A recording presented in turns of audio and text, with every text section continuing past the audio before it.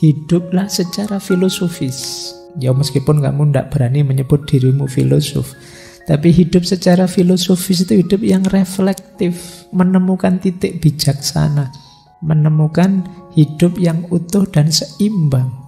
Ya dunia, ya akhirat. Ya ibadah, ya santai. Ya kerja, ya libur istirahat. Ini seimbang. Nah, menemukan titik-titik batas ini penting orang ngerti filsafat, bisa berpikir reflektif. Jadi dasar etiknya Ar-Razi ini, keseimbangan jiwa yang itu adanya dalam hidup seimbang yang dimiliki oleh para filosof.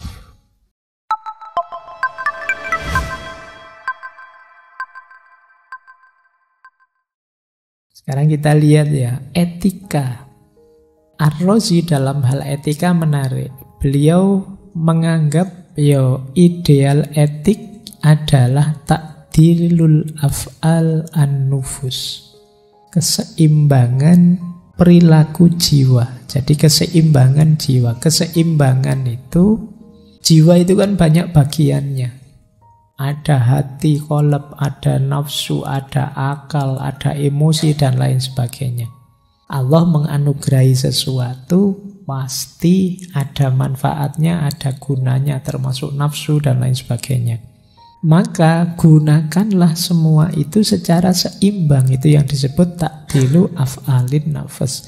Nafsu ya penting juga, tapi penuhi secara seimbang saja sesuai kebutuhan. Hati juga begitu, akal juga begitu. Semuanya harus kita kelola secara seimbang. Ar-Razi agak mengkritik Sokrates. Teori-teorinya Sokrates terlalu spiritual, kurang manusiawi, membuat orang agak lari dari realitas, hidup di ranah itu tadi, ideal-ideal spiritual. Ya yang bisa mengikuti Sokrates mungkin orang tertentu yang level spiritualitasnya sangat tinggi. Kalau kalian ketoke ya ora iso. Jadi agak abstrak, metafisik, spiritual Sokrates. Beliau mengkritik juga Plato. Kalau Plato terlalu idealis. Ya Plato memang teorinya yang paling terkenal ya tentang idea. Hidup ini sebenarnya palsu. Hidup ini tidak asli. Yang asli itu ranah idea, yang sifatnya ideal. Kalau saya lihat manusia, lihat kalian, itu kan ini ada yang rambutnya panjang, ada yang gundul, ada yang rambutnya cepak. Semua tak sebut manusia. Ada yang jelek, ada yang ganteng, semua tak sebut manusia. Kenapa? Karena ada konsep sempurna tentang manusia di kepala saya. Itu yang disebut ideal. Nah, yang faktual ini, itu pasti representasi dari yang ada di kepala saya dan bentuknya pasti tidak sempurna. Itu Plato. Kalau saya lihat satu, ini kan tidak ada orang yang perfect bentuknya sempurna, tidak ada. Selalu ada kurangnya. Ya benar sih rambutnya gondrong, yang sini gundul, tapi yang sini agak begini, yang situ agak begitu. Tapi tidak apa-apa, semuanya bagi saya manusia. Mungkin ada difabel misalnya yang nyun sewu kakinya satu misalnya. Kakinya hanya satu, tapi tetap saya anggap manusia. Kenapa? Di kepala saya sudah ada konsep ideal tentang manusia. Dan ya meskipun kurang satu tetap saya anggap manusia, tapi itu tidak sempurna. Semua yang dalam realitas tidak sempurna. Maka konsep etiknya Plato ya cenderung idealis, kata Ar-Razi. Kalau Aristoteles kebalikannya, terlalu realistis, biologis.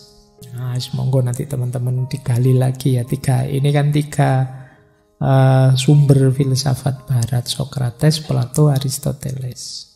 Nah, etikanya Ar-Razi ini, beliau memuji hidup yang seimbang, yang utuh, menghindari dari yang berlebihan. Kan sering saya jelaskan, baik dalam tradisi Islam maupun tradisi Barat ada pandangan ciri-ciri perilaku yang tidak ideal itu berlebihan.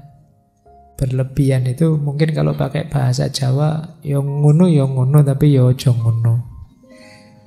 Itu berarti tidak boleh berlebihan. Yo belajar, tapi yo jangan kok hidup itu isinya belajar terus. Yo ngopine kapan, nongkrongnya kapan. yo ada santainya. Itu maksudnya ngono yo ngono, ning aja ngono. Nah, Ar-Razi juga begitu. Cirinya hidup ideal itu yang seimbang. Jangan ada yang berlebihan. Yang berlebihan apapun itu pasti jelek. Tidak hanya berlebihan dalam hal keburukan, bahkan kebaikan pun kalau berlebihan kan jadi jelek.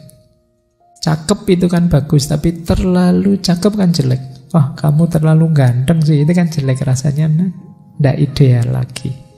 Soleh itu bagus, tapi kalau kamu ada orang bilang padamu, kamu terlalu soleh, itu kan rasanya tidak pas juga. Soleh ya soleh, tapi ya tidak gitu-gitu amat. Ngono ya ngono, neng ya aja ngono. Itu etik untuk tidak berlebihan. Baik itu kan ideal, tapi terlalu baik kan tidak. Makanya kalian kalau nembak orang yang kamu taksir terus ditolak, kadang kan alasannya kamu terlalu baik buatku. Ya, karena terlalu baik tidak ideal. Wis biasa saja yang baik gitu aja. Jadi ternyata dianggap terlalu baik itu alasan untuk nolak kamu. Berarti baik itu kan terlalu baik, berarti kan tidak pas. Ya.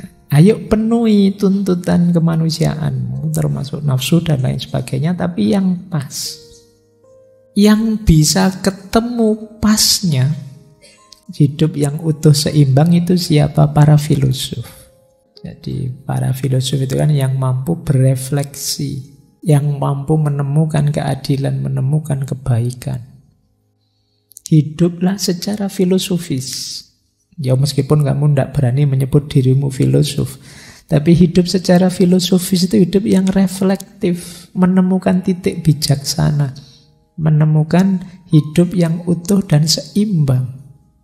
Ya dunia, ya akhirat, ya ibadah, ya santai, ya kerja, ya libur istirahat. Ini seimbang. Nah, menemukan titik-titik batas ini penting orang ngerti filsafat, bisa berpikir reflektif. Jadi, kapan saya harus tidur, kapan harus bangun, kapan medsosan, kapan membaca, dan lain sebagainya. Karena kalau tidak pas, ya itu tadi. Wah, ini terlalu banyak medsosannya, males membacanya. Terus kamu alasan, kan medsos juga dibaca, Pak, sama-sama membaca. Jadi dasar etiknya Ar-Razi ini, keseimbangan jiwa yang itu adanya dalam hidup seimbang yang dimiliki oleh para filosof. Terus beliau juga mengkritik kalau seseorang kalah oleh nafsunya. Apa sih nafsu itu? Nafsu itu sebenarnya alamiah. Berarti setiap orang ya punya nafsu.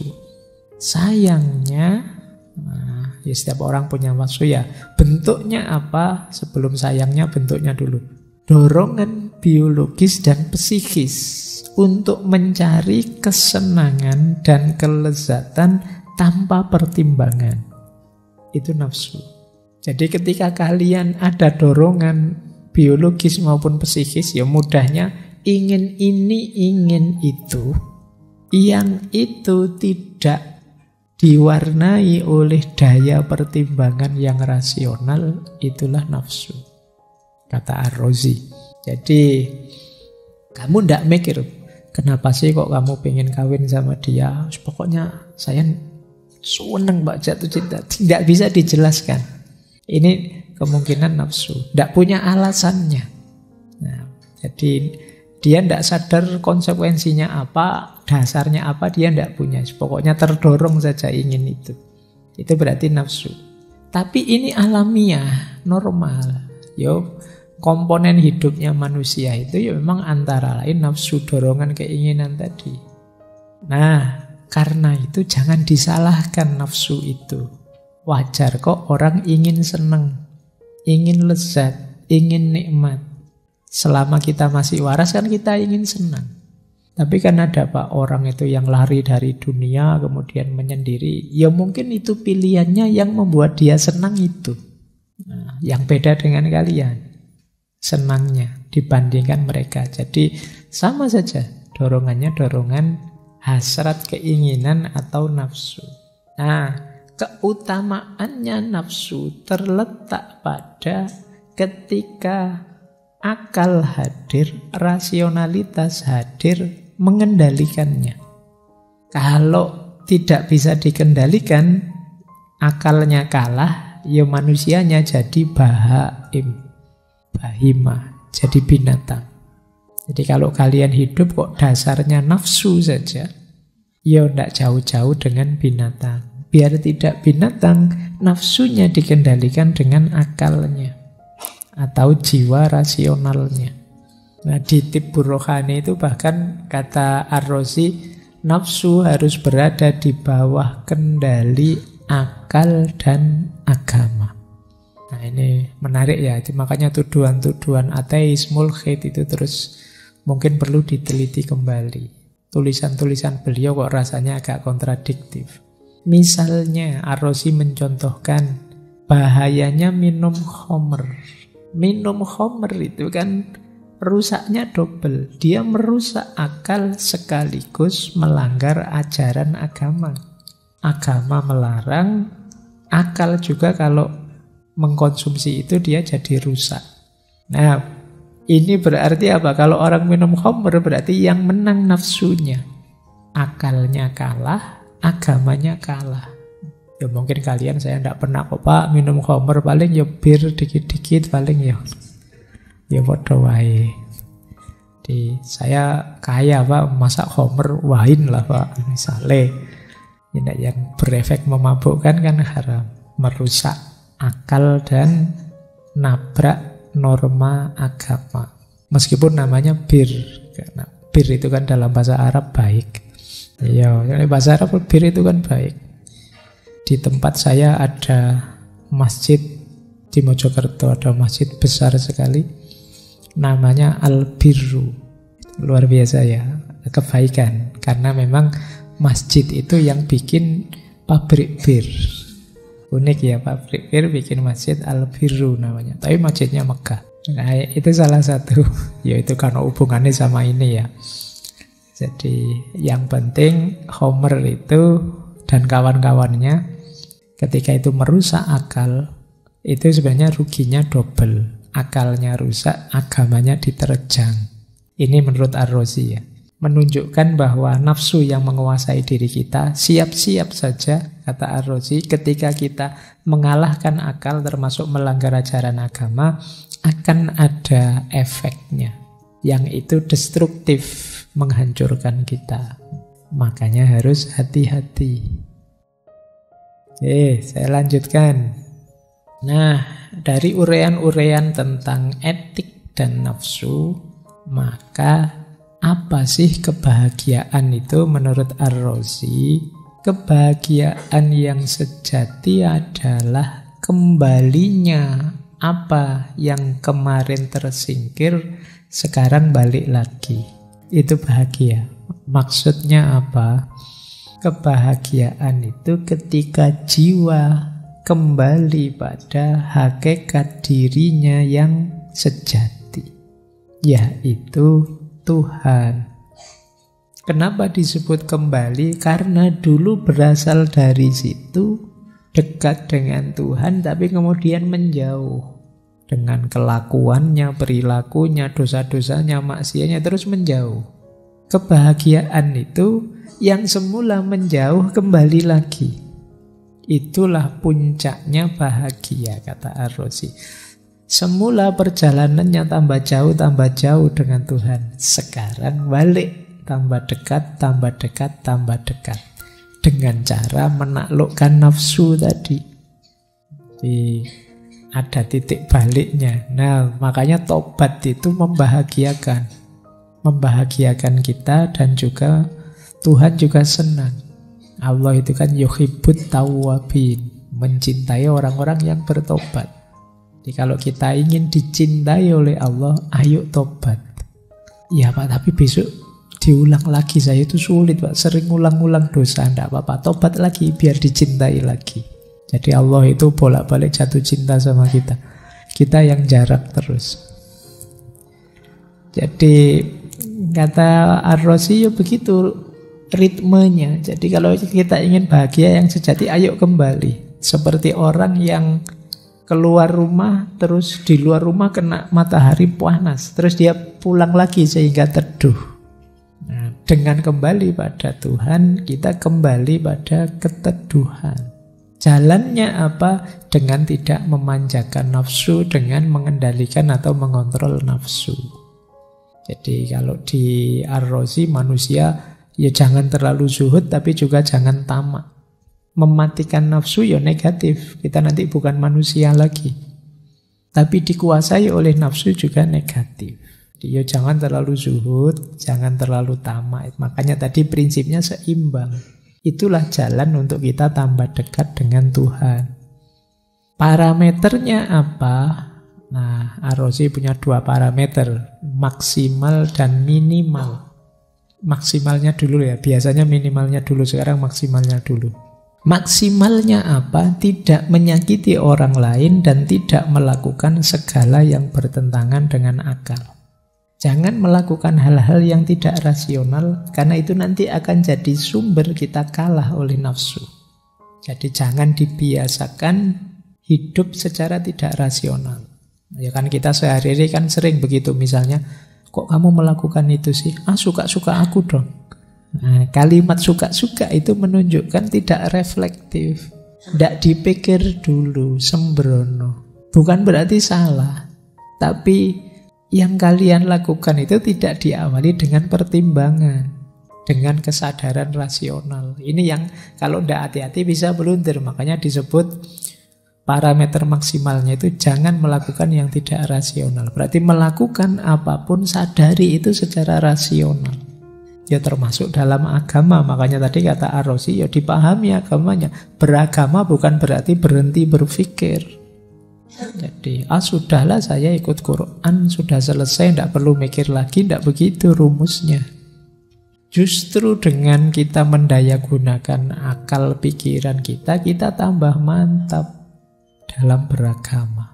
Makanya jangan melakukan segala yang bertentangan dengan akal. Kalau yang pertama tidak menyakiti orang lain, yaitu tentu saja. Karena menyakiti orang lain itu ya siap-siap, segala sesuatu ada sebab akibatnya.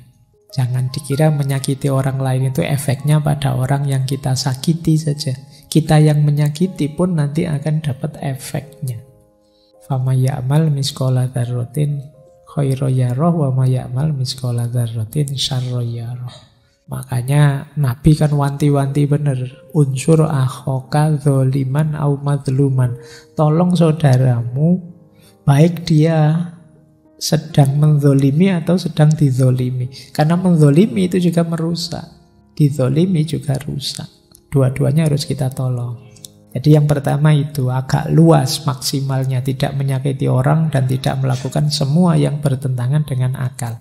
Kalau yang minimal, ya kebaikan minimal. Ini sederhananya yang minimal itu ya mengikuti nafsu, tapi sampai hanya batas cukup saja.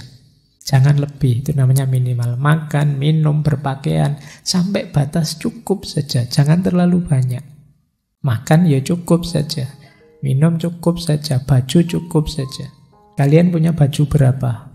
Di kamarmu ada berapa jumlahnya? Saya sebut di kamar ya, bukan di lemari, karena biasanya kalau anak kos itu bajunya tersebar di seluruh kamar. Ya, kadang ada yang seminggu tidak dicuci, sebulan tidak dicuci, nanti terus kuliah dipakai lagi. Tidak apa-apa kok Pak. Ya kamu tidak apa-apa, temenmu yang bubar. Oke ya, jadi itu minimalnya ya. Iya, penuhi hidupmu, kebutuhanmu sampai kadar cukup. Kalau kadarnya lebih akan menghancurkanmu, akan merusakmu. Makan itu kalau berlebihan kan hasilnya penyakit. Terlalu banyak nasi yo penyakit, terlalu banyak, bahkan terlalu banyak air putih pun ya penyakit. Apalagi minuman-minuman yang merusak, minuman-minuman yang macam-macam. Kayak untuk level nafsu, dorongan-dorongan fitrah alamiah, penuhi secukupnya. Makan, minum, kawin bahkan ya. Kawin ya secukupnya saja. Jangan overdosis. Dan syarat dan ketentuan berlaku ya, jangan ya nikah dulu, tidak boleh. sebelum nikah nanti.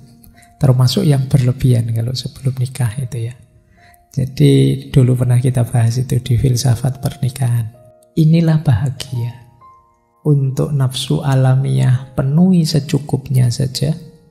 Kemudian hiduplah secara rasional dan jangan menyakiti orang lain. Kalau 3 prinsip ini kita jalankan ya kita akan bahagia dalam hidup ini. Itu menurut pandangannya Ar-Razi. Baik, sekarang kita bahas lagi etikanya. Jadi saya bilang tadi beliau ini paling dikenal dalam aspek kedokteran. Banyak sekali teori-teori kedokteran yang beliau hasilkan. Ada satu kitabnya yang sangat terkenal, judulnya Al-Hawi Fit-Tib. Al-Hawi Fit-Tib itu disebut-sebut lebih terkenal dibandingkan tulisannya Ibnu Sina, Qanun Fit-Tib. Al-Hawi Fit-Tib itu ditulis dalam 25 jilid besar tentang kesehatan dan banyak dirujuk. Beliau yang punya banyak sekali teori macam-macam dalam dunia kedokteran. Nanti teman-teman boleh melihat apa saja teori-teori kedokteran, bahkan tentang stres, depresi, dan lain sebagainya. Termasuk ini yang banyak dirujuk juga, etika kedokteran. Bahkan beliau menulis kitab untuk orang yang tidak punya uang ke dokter. Jadi beliau nulis kitab yang judulnya Man la yahduruhut tabib. Jadi isinya pengobatan-pengobatan praktis untuk orang yang tidak mungkin ngundang dokter, tidak punya duit. Nah, itu menarik. Kemudian beliau juga nulis ketika beliau jadi dokter di Teheran, jadi menjalankan tugas di rumah sakit di Teheran saat itu, mengikuti perintahnya penguasa saat itu yaitu Mansur bin Ishaq. Beliau nulis kitab yang judulnya At-Tibbul Mansuri, kitab pengobatan zamannya Mansur bin Ishaq. Yang ini juga banyak dirujuk. Terkenal lagi beliau ini punya balai kesehatan rumah sakit yang gratis. Jadi kalau berobat di tempatnya Ar-Razi ini gratis. Teman-teman tidak usah khawatir. Silakan ke sana. Jadi tidak ditarik biaya. Jadi, dan itu banyak orang kagum dengan itu. Bahkan nanti di etika kedokteran ini coba dicek yang terakhir-terakhir itu, bila perlu orang berobat itu misalnya opname pulang disangoni. Jadi diberi uang. Biar apa? Karena berobat itu mungkin jangka waktunya lama, menghabiskan biaya besar, jadi dia pulang sudah tidak punya apa-apa. Jadi diberi bekal pulang mungkin uang secukupnya untuk start up lagi dari awal. Jadi sampai segitunya beliau. Nah ini menarik, coba nanti teman-teman kalau ada yang dokter mungkin ya bisa dibandingkan dengan konsep-konsep. Kita kan beberapa kali membahas etika kedokteran ini. Ini diambil dari kitab yang risalah yang judulnya Akhlak At-Tabib yang ditahqiq oleh Syekh Abdul Latif Muhammad Al-Abd tadi yang saya sebutkan sebelumnya. Nah, ini kalimat-kalimatnya menarik. Saya ambil tidak semua sih, beberapa yang menurut saya menarik. Misalnya begini, dokter bukanlah sosok manusia yang bisa mengobati semua penyakit pasien.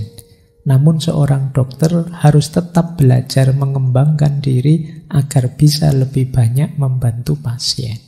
Dokter bukan Tuhan dan juga bukan yang serba bisa, tapi dia hendaknya selalu belajar biar kapasitasnya tambah lama tambah meningkat. Yang kedua, semua dokter harus senantiasa berbuat baik dan bermanfaat pada masyarakat sekitar, bahkan terhadap musuhnya sekalipun. Dokter harus tetap menunjukkan kemampuan terbaiknya. Jadi tidak boleh dokter itu, wah kamu musuhku tidak tak obati. Kamu ikut partai sana, saya kan partai sini, kamu tidak tak obati. Oh ini ambulannya partai sana ya, kalau kamu kecelakaan, oh kamu dari partai itu. Nggak tak bawa, ayo nyari ambulanmu sendiri misalnya, nggak begitu. Jadi nggak ada kawan lawan bagi seorang dokter. Siapapun yang dihadapi ya harus ditangani dengan kemampuan terbaiknya. Siapapun itu, meskipun sama mantannya yang kemarin ninggal pergi nggak bilang-bilang, ya tetap nggak boleh balas dendam. Terus, dokter harus rendah hati, bertutur kata lembut, lemah lembut saat berkomunikasi dengan pasien, biar tidak menambah kecemasan, apalagi saat menyampaikan berita buruk. Kayak di sinetron-sinetron itu, kami sudah mengupayakan yang terbaik. Ya. Pokoknya kalau ada kalimat itu alamat innalillahi sudah. Biar pasiennya tidak kaget. Nah, selanjutnya menarik. Dokter harus berkomunikasi dengan pasien lebih intim secara pribadi. Tidak sekedar tentang penyakitnya. Ya siapa tahu dari info-info tentang hidup keseharian pasiennya dia, oh ketemu akar penyakitnya. Sehingga bisa ditemukan juga obatnya.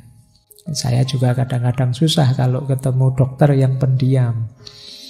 Masuk terus, sakit apa Pak? Pilek ya? Ya sudah, coba cek. Sudah, udah. Kita mau tanya juga bingung, saya juga tidak jelas penyakit saya apa. Nah, ya teman-teman jadi dokter yang lebih terbuka, lemah lembut saat berkomunikasi. Kemudian dokter harus selalu berusaha meyakinkan pasiennya tentang kemungkinan perbaikan kondisinya serta harapan dan efektivitas pengobatan. Ya kalau dokter jangan matakan harapan, waduh ini penyakitnya tidak ada obatnya Pak, sudahlah. Ya jangan begitu. Ya. Kemarin yang kayak gini pasiennya sudah 3 Pak, meninggal semua misalnya, ya jangan begitu ya, dia patah harapan nanti. Ya tetap harus menanamkan optimisme. Kemudian dokter harus selalu ceria, menyemangati, menanamkan harapan kesembuhan. Nah ini yang saya sebut menarik tadi ya. Sebagai bagian dari perencanaan pemulangan, pasien diberi sejumlah uang untuk membantu memenuhi kebutuhan mendesak dan transisi mereka saat kembali ke masyarakat. Ya kalau memang situasinya memerlukan, sebenarnya ini juga perlu dipertimbangkan, karena kadang-kadang orang di rumah sakit lama apalagi itu sudah habis-habisan itu kehilangan banyak hal. Nah, saya tidak tahu mungkin ada tidak ya kebijakan seperti ini, nyangoni pasien yang sudah opname lama, yang sudah habis banyak. Terakhir kalau ini menarik, dokter berserah diri, tawakal pada Allah setelah upaya maksimal dilakukan. Ini yang membuat banyak orang kemudian, iya ya, tapi dia katanya ateis, tidak mau Quran, tidak mau Nabi, tidak mau agama, tapi kok di banyak kitabnya yang lain isinya sangat religius. Sehingga mungkin memang perlu penelitian lebih jauh. Nah ini beberapa quote. Ini mungkin bisa menginspirasi teman-teman. Ini masih tentang kesehatan. Bila bisa berobat secara medis dengan makanan, jangan gunakan obat-obatan. Bila bisa berobat dengan menggunakan obat sederhana, jangan menggunakan obat yang kompleks. Ambil obat yang biasa-biasa saja, simple-simple saja. Ya kalau teman-teman bisa Paramek, ya wis Paramek saja. Kalau obat level kita kan itu level kita itu kan paling obatnya seputar itu tuh Paramek, antangin itu minyak angin, di situ lah, enggak apa-apa. Jangan yang terlalu kompleks.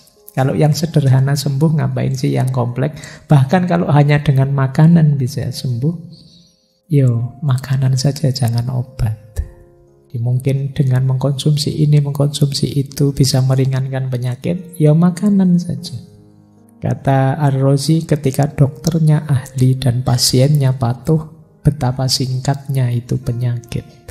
Kalau kebalikannya, dokternya ndak ahli, pasiennya ngeyel, betapa lamanya kan begitu. Makanya ya teman-teman, paling tidak jadilah pasien yang patuh. Jangan dokteri dirinya sendiri.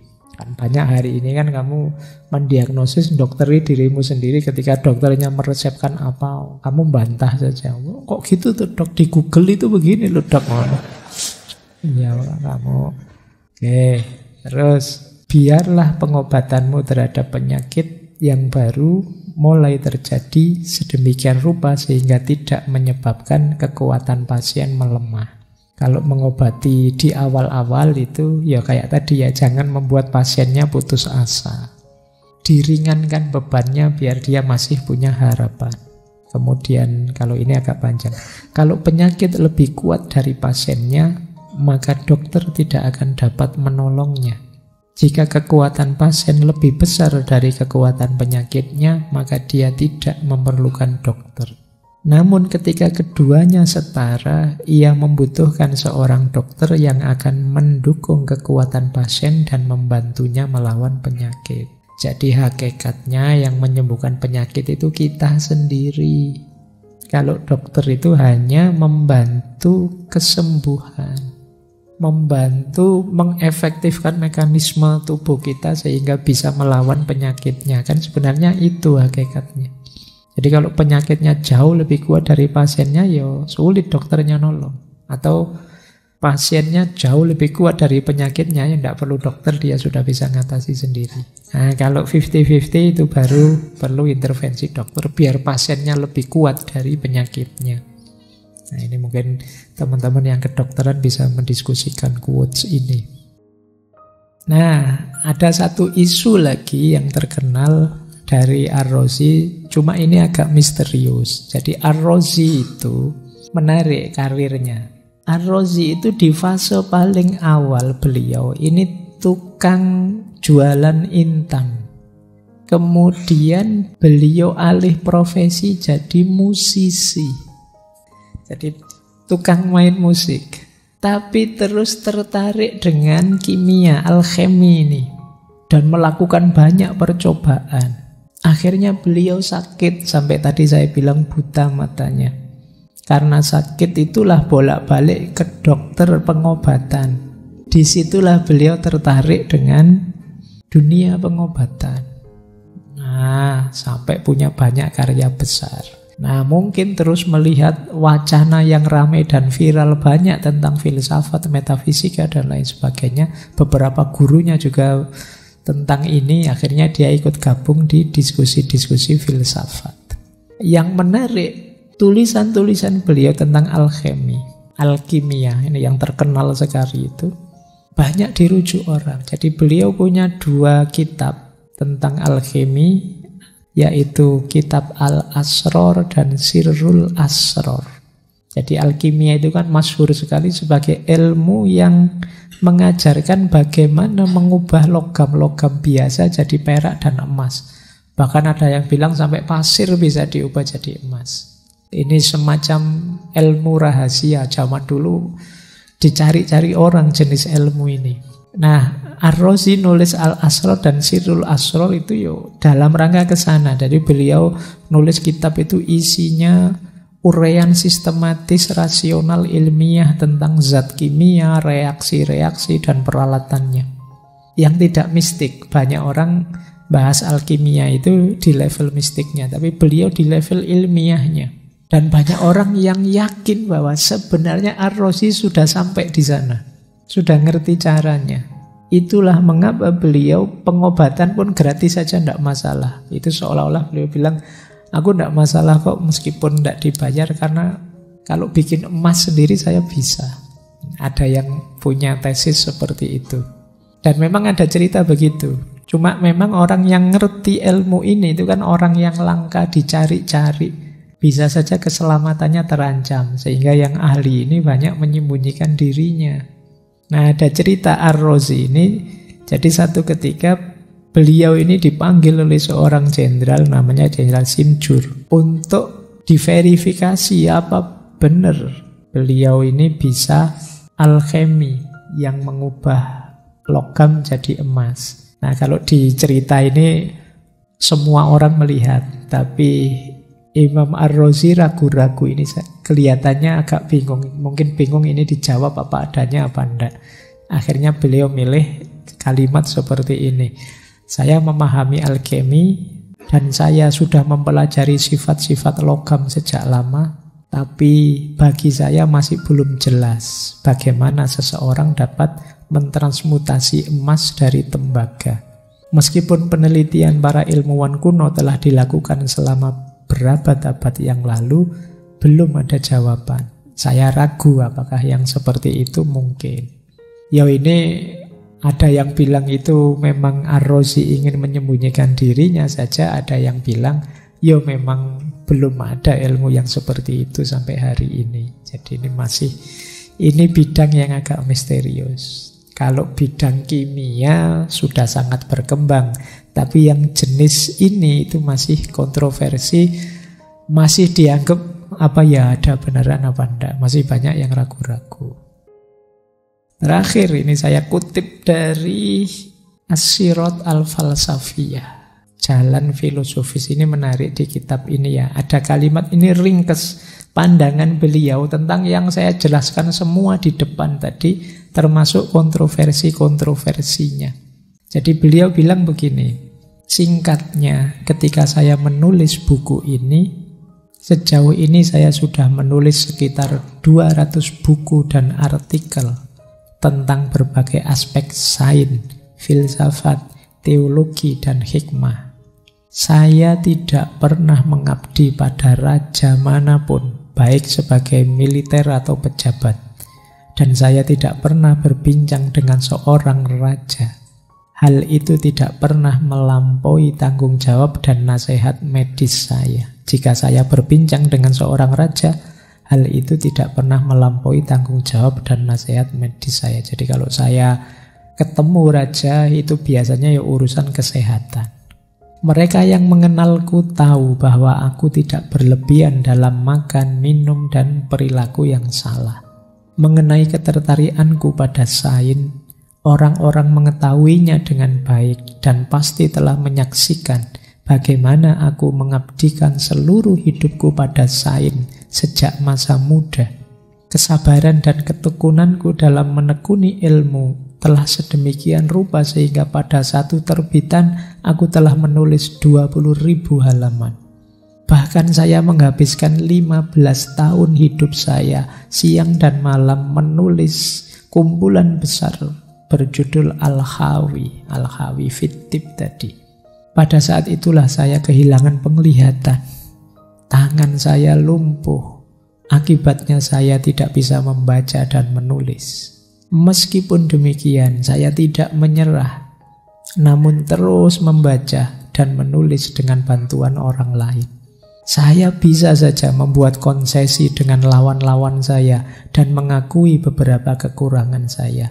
Namun saya sangat penasaran dengan apa yang mereka katakan tentang pencapaian ilmiah saya.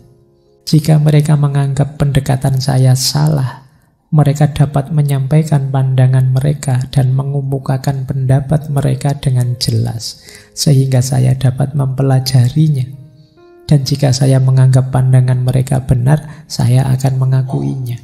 Namun, jika saya tidak setuju, saya akan membahas masalah tersebut untuk membuktikan pendirian saya.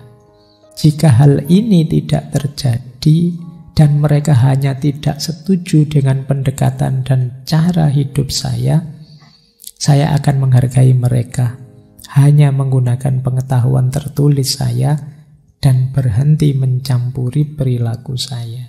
Jadi ini kalimat-kalimat terakhir. Mungkin beliau tahu banyak yang mengkritik beliau, menyalah-nyalahkan, menyesat-nyesatkan beliau. Jadi beliau bilang, ya kalau ingin diskusi monggo, kalau memang terbukti saya salah, ya saya akui. Tapi kalau menurut saya bantahan mereka tidak lebih bagus dari pandangan saya, ya aku akan membahasnya ulang. Aku tunjukkan argumen-argumenku. Tapi kalau ini pun tidak mau, ya sudah, kita saling menghormati, menghargai saja. Dan tolong berhenti mencampuri perilaku saya. Jadi jangan usil dengan hidupku. Itu sederhananya itu kalimat ini. Ini Kalimat ini bisa dicek di As-Sirat Al-Falsafiyah tentang beliau Syekh Abu Bakar Ar-Razi. Baik, sederhananya untuk teman-teman yang ngaji filsafat, kalau ada yang baik dan bergizi ambillah, kalau ada yang tidak cocok tinggallah. Kan sederhananya hanya itu. Ada banyak pelajaran, meskipun mungkin untuk konteks hari ini rasanya teman-teman sudah sering mendengarkan wacana-wacana seperti ini. Tapi pada zamannya ini luar biasa. Oke, saya kira itu materi untuk tokoh filosof muslim kita malam hari ini, Syekh Abu Bakar Ar-Razi. Seorang ilmuwan, dokter, filosof, alkemis yang luar biasa. Saya kira cukup untuk malam hari ini. Kurang lebihnya mohon maaf. Wallahul muwaffiq, wallahu a'lamu bissawab. Wassalamualaikum warahmatullahi wabarakatuh.